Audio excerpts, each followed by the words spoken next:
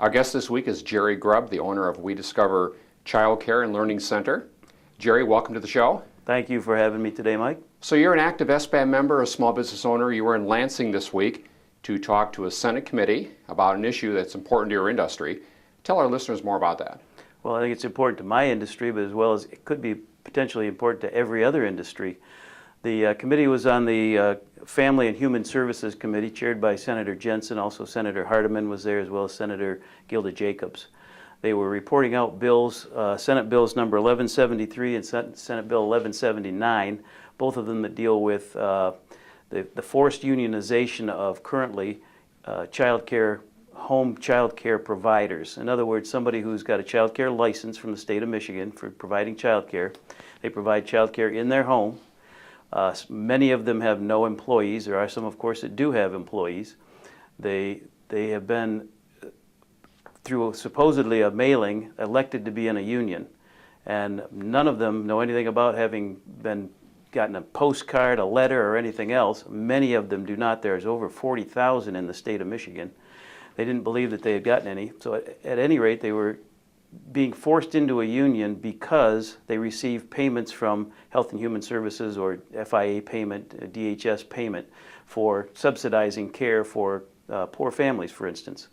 So the problem that I would have with it is that just because I'm an independent business person, I wouldn't elect to be in a union to who? Bargain with myself? That doesn't make any kind of sense whatsoever. So the other problem would be, say it could be expanded to anybody who got family or FIA money. Somebody who runs the local 7-Eleven. They own the 7-Eleven, it's their franchise. Somebody comes in with a bridge card, runs the bridge card, buys some stuff, suddenly they're in a union?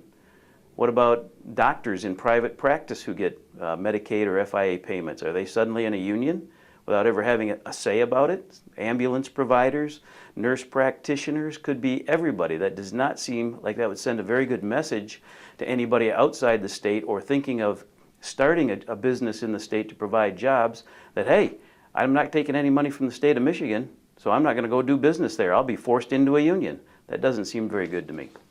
And Jerry, what did the Senate committee do with the legislation? Well, the object of the Senate committee was to report the bills out of committee so that they would go onto the floor and be voted on, and they did get reported out of committee. And again, the significance of this issue in a broader sense for all small business owners. Well, I think the broader sense is that when you own your own business, you should be the one to decide if you want to be in a union or not. And the legislation is going to help with doing that. What it does is say that if you're a small business owner or you own your own business and you're providing, in this instance, child care, but also home caregivers for health, that if you are doing that yourself, that you are not an employee of the state. Therefore, you are not forced into this union.